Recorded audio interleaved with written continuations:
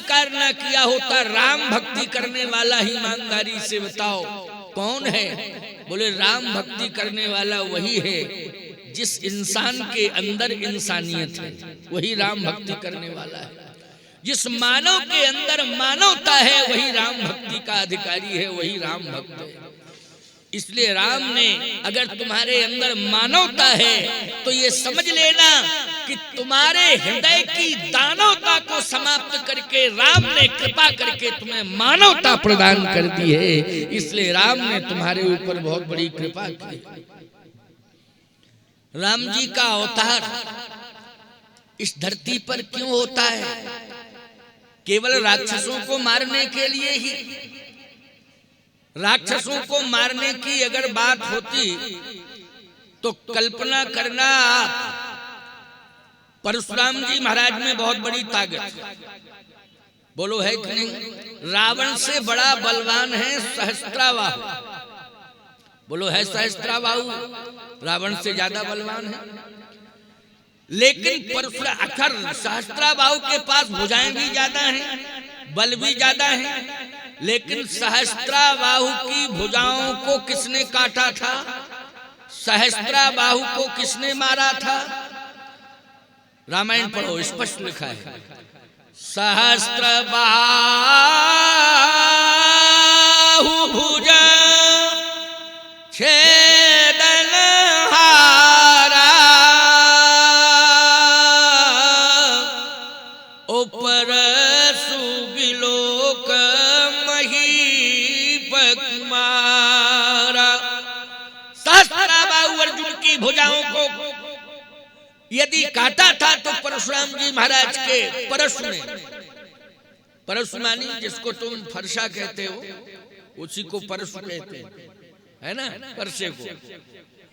परशुराम जी के फरसे में इतनी बड़ी ताकत है, परशुराम जी के उस परशु में इतनी बड़ी ताकत है कि सहस्त्राबाहु अर्जुन के अस्तित्व को मिटा दिया। तो बोलो रावण के अस्तित्व को मिटाने की भी क्षमता परशुराम जी के उस परशु में है कि नहीं? आपने कहा महाराज है। तो जब राम जी का अवतार हुआ इसके पहले परशुराम जी थे कि नहीं थे? आप भी कह रहे हो कि हाँ थे। तो फिर क्या जरूरत थी कि राम को आना पड़ा जब परशुराम का अवतार पहले हो चुका था? और परशुराम जी में इतनी बड़ी ताकत है कि सहस्त्राबाहु अर्जुन को मार सकते हैं, तो निश्चित है वो बाली को भी मार सकते थे, खरदूषण को भी मार सकते थे, रावण कुंभकर्ण को भी मार सकते थे। ये ताकत परशुराम जी में। लेकिन परशुराम जी के कार्यकाल में ही भगवान राम को आना पड़ा। क्यों आना पड़ा? केवल राक्षसों का वध करने के लिए ही नहीं। आज आप अपने भ्रम को निकाल दीजिए और सुन लीजिए ध्यान से कि केवल परशुराम जी महाराज का अकेले परशु पूरे राक्षसों को समाप्त कर देता, ये ताकत थी। परशुराम जी सक्षम हैं, लेकिन इसके बाद भी परशुराम जी के कार्यकाल में ही राम को आना पड़ा। कारण क्या है? कारण यह है कि परशुराम जी राक्षसों को मार सकते थे, लेकिन राक्षसत्व समाप्त नहीं कर सकते थे। क्या नहीं कर सकते थे समाप्त? राक्षसत्व।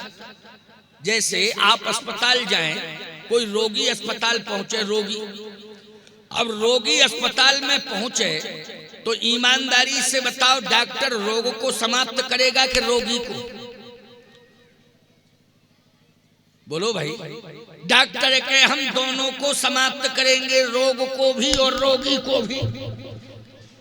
तो बोलो भाई बेकार की बात हो गई कि नहीं हो गई कि हम रोग को भी समाप्त करेंगे और रोगी को भी समाप्त करेंगे? नहीं प्यारे, रोग को समाप्त करना है, रोगी को समाप्त नहीं करना है। मैं कहता हूं राक्षस के अंदर से अगर राक्षसत्व समाप्त हो जाए तो वो राक्षस रहेगा क्या? बोलो है?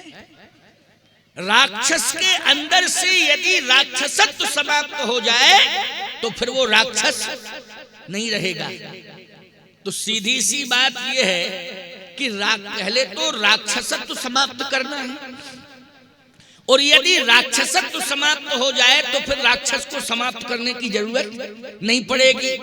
हम प्रमाण दे रहे हैं आपको। बोलो, बाली राक्षस है कि नहीं? राक्षस ही तो है, क्योंकि अनाचारी अत्याचारी को ही राक्षस कहते हैं। भले ही वो पशु संस्कृति में है, लेकिन राक्षस है कि नहीं? प्रमाण क्या है? अनुज बधू भगनी सुत नारी, सुन सठ ये कन्या समचारी, इन्हीं कुदृष्टि बिलोकत जोई, ताहे बधे कछु पाप न होई, मूढ़ तोए अतिशय अभिमाना, नारी सिखावन करसिन काला, अस कही चला महाअभिमानी। बोलो, ये इतने प्रकार के लक्षण राक्षस में होते कि नहीं होते? ये सभी लक्षण किस में होते हैं? राक्षस में होते हैं। लेकिन भगवान ने बाली के राक्षसत्व को समाप्त किया कि बाली को? आप कहो महाराज भगवान ने तो बाली को समाप्त कर दिया। अरे भगवान खुद कह रहे हैं, अचल करहु तन। बोलो, भगवान कह रहे हैं ना, अचल करहु तन, राखहु प्राणा,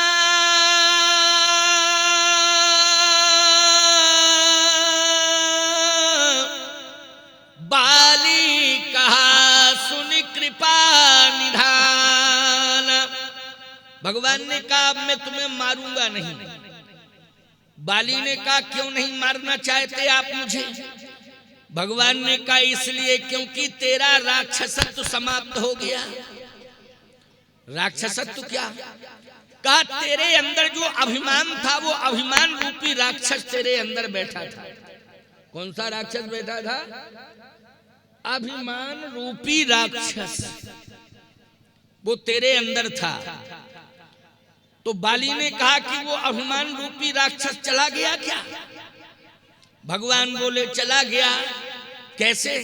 बोले, ये राक्षस जो है वाणी से निकलता है। अभिमान बोलो कहां से निकलता है? अभिमान रूपी राक्षस कान से निकलता है कि आंख से कि मुंह से? कहां से निकलता है? मुंह से निकलता है। ये यहीं से प्रवेश करता है और यहीं से निकलता है। जैसे तुम मुझे जानते नहीं हो, मैं कैसा हूं। आंख बोल रही है, कान के मुंह बोल रहा है। बोलो, मुंह बोल रहा है कि नहीं? इसका मतलब है कि अभिमान रूपी राक्षस मुंह से निकल रहा है। और समझ लेना, हमारे समान है कोई जिले में? ये कहां से निकल रहा है राक्षस? मुंह से निकल रहा है। भगवान ने कहा कि तेरे मुंह से राक्षस निकल गया। कैसे निकल गया? एक बात आपको बताएं, प्रवेश कैसे करता है, निकलता कैसे? प्रवेश करने का तरीका हम बता रहे हैं। मैं पूरे मध्य प्रदेश का प्रभावशाली व्यक्ति हूं। इसका मतलब है कि अंदर चला गया, मैं चला गया। अभिमान के नहीं, ये अभिमान रूपी राक्षस अंदर चला गया। अच्छा भैया, निकलता कैसे है? जिस दिन तुम्हारे हृदय से ये आवाज निकलने लग जाए वाणी के माध्यम से कि भैया, और सुनो, एक तरीका बहुत अच्छा बतावे।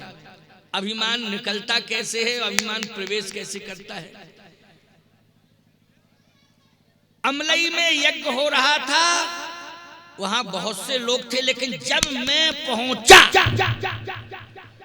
समझ लो घुस गया अभिमान। मैं पहुंचा है, मैं पर इतना जोर दे दिया ताकत लगा के वो कौन था? मैं अभिमान था। वो क्या था? अभिमान था। और भैया, अमलई में यज्ञ चल रहा था, बहुत लोग थे, लेकिन फिर वहां मैं भी पहुंच गया, बैठा कथा सुन ली मैं। बोलो, इसका मतलब है अभिमान रूपी राक्षस निकल गया। बोलो, निकल गया कि निकल गया है? और जहां ये कहा जाए कि अमलई में बहुत से लोग थे, लेकिन जब मैं पहुंचा, क्यों? अर्थ आ गया समझ में कि नहीं? ठीक इसी प्रकार से समझ लेना, शब्द पर जोर मत दो।